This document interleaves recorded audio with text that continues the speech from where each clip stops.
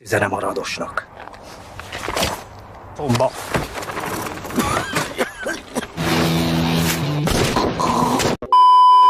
Halo teman-teman, kali ini kita akan membahas sebuah film yang berjudul Kill on Wheels. Bercerita tentang seorang pembunuh bayaran. Uniknya, film ini memanfaatkan tubuhnya yang lumpuh untuk menghabisi musuhnya.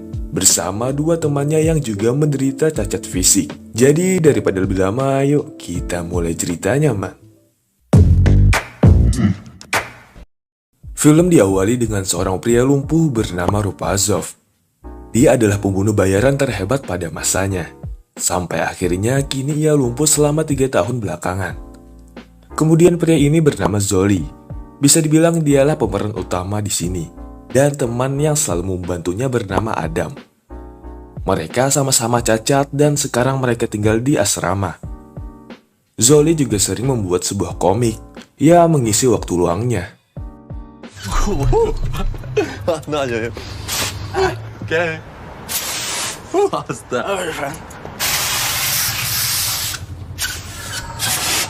Suatu ketika mereka bertiga bertemu secara tak sengaja di sebuah gang. Namun sayangnya mereka berkelahi di sana karena Rupazov benci melihat orang bermain-main. Setelahnya Rupazov menyesal dan mengajak mereka berdua untuk pergi ke pestanya. Di situ juga Rupazov mengajak mereka untuk membantunya menjalankan misi membunuh orang-orang jika mereka berdua ingin berpesta lagi dan mendapatkan uang. Dan sepertinya mereka menyetujuinya.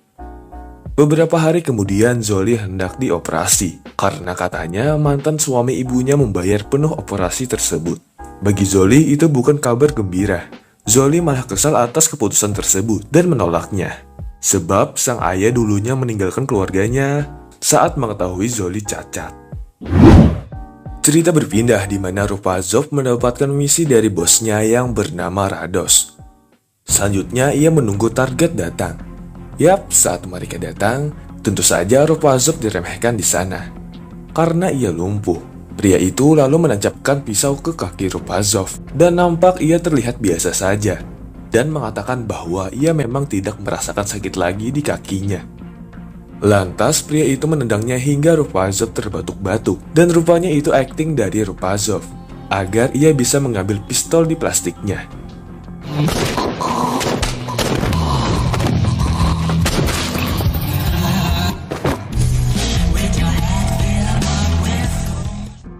Jadi pada akhirnya mereka lah yang terbantai.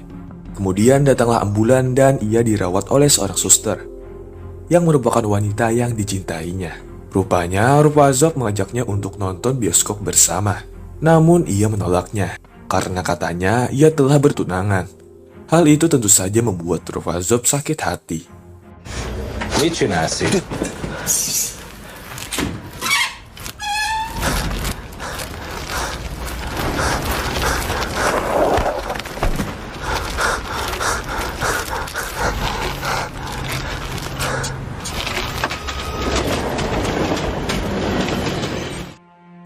Selanjutnya, Rupazov menerima uang hasil misinya tersebut.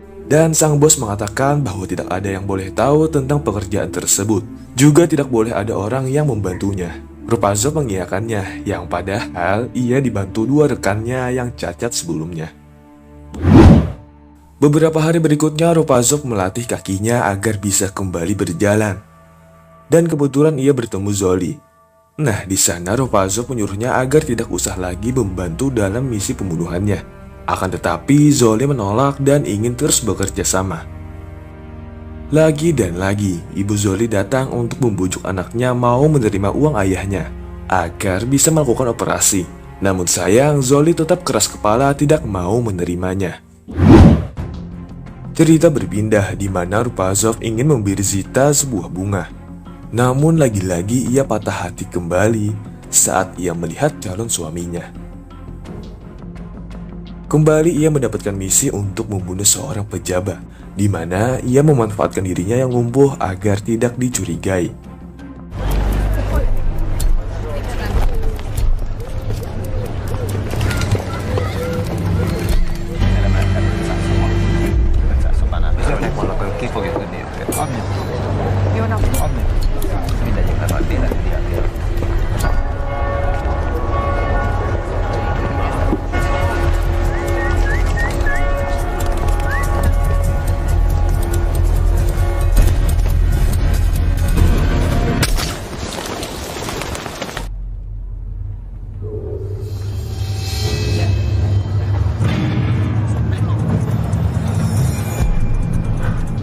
Akhirnya mereka berhasil menjalankan misinya. Namun nampaknya si bos sedang mengawasi mereka. Setelah menjalankan aksinya, ia bertemu pujaan hatinya yaitu Zita. Rupanya Zita mengundangnya untuk menghadiri pesta pernikahan dirinya. Beberapa hari kemudian Rupazov bertemu dengan sang bos. Nampak si bos memarahinya karena ia ketahuan memiliki rekan dalam menjalankan misi. Namun sepertinya sang bos memberi satu kesempatan lagi agar ia mau membunuh rekannya tersebut. Besoknya Rupazov mengajak rekan-rekannya yang cacat pergi memancing. Walaupun beberapa masalah terjadi, namun pada akhirnya mereka sampai di muara sungai. Hingga ada mendapati ikan yang memakan umpannya. Sempat beberapa kali ia meminta tolong, namun sebaliknya, ia malah diceburkan oleh Rupazov ke dalam sungai. Dan juga mendorong Zoli yang mana mereka sama sekali tidak bisa berenang. Yang sepertinya nih teman-teman, Rupazov sengaja melakukan itu untuk membunuh mereka sekaligus. Akan tetapi saat hendak meninggalkan mereka nih teman-teman, sepertinya ia tak tega dan mencoba menolongnya kembali. Rupazov lalu berhasil menolong mereka dengan beralasan bahwa yang tadi hanya bercanda saja. Setelah itu mereka mengadakan pesta dengan para wanita.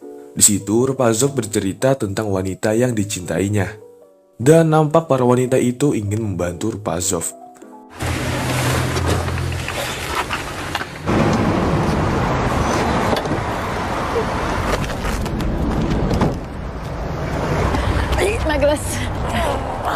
Kemudian besok harinya, Rupazov ingin bertemu Zita dengan berlagak sudah tidak lumpuh lagi, sambil bersandar di depan taksi.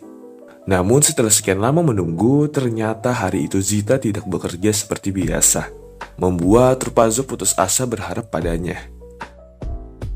Hingga suatu ketika Rupazov bertemu dengan sang bos dan mengatakan bahwa ia sudah menenggelamkan rekan-rekannya, yang padahal mereka masih hidup kan?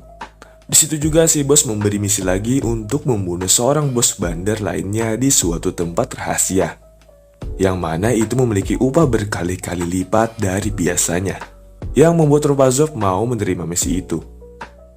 Besoknya mereka bertiga ke lokasi si target, karena katanya ini adalah misi terakhir, dan ia tidak akan mau menerima misi lagi. Singkat cerita, tibalah Rupazov di tempat bos besar musuh, dan mengatakan bahwa ia ingin berbicara pada atasannya, karena curiga ia diperiksa sangat ketat terlebih dahulu. Namun mereka tidak menemukan hal-hal yang aneh, yang pada akhirnya Rupazov dibawa masuk. Nah, di saat tidak ada yang curiga karena lumpuh, disitulah Rupazov beraksi.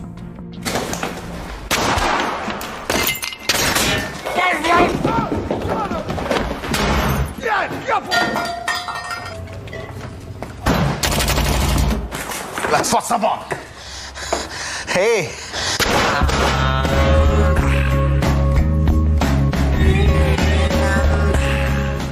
Alhasil Rupazov berhasil mengalahkan semua orang yang ada di situ dan bergegas kabur dari sana. Namun saat keluar ternyata gerbang terkunci. Terlebih polisi datang ke sana yang membuat mereka kalang kabut. Nah, lalu Zoli disuruh untuk menahan polisi itu terlebih dahulu. Beruntung mereka selamat dan berhasil menjalankan misi. Kemudian setelah kejadian itu, Rupazov menagih upah dari misinya kepada sang bos. Namun aneh, si bos itu membawanya ke tempat tersembunyi yang rupanya si bos tahu selama ini rekan-rekannya masih hidup, dan Rupazov dipaksa menggantungkan dirinya.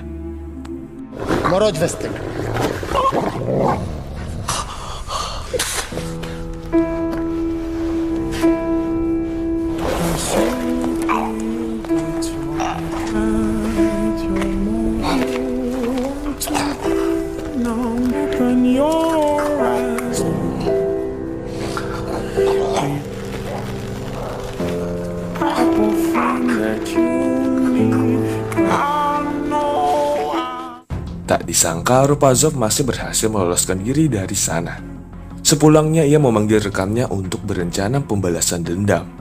Akan tetapi sebelum melakukan itu, Rupazov ingin menghadiri pesta pernikahan Zita terlebih dahulu sebagai salam perpisahan. Bahkan Rupazov bernyanyi di situ sampai-sampai membuat mantan pacarnya itu menangis terseduh-seduh. hingga Ropazov mendadak mencium Zita. Hal itu diketahui keluarga suaminya yang membuat Ropazov dihajar di sana.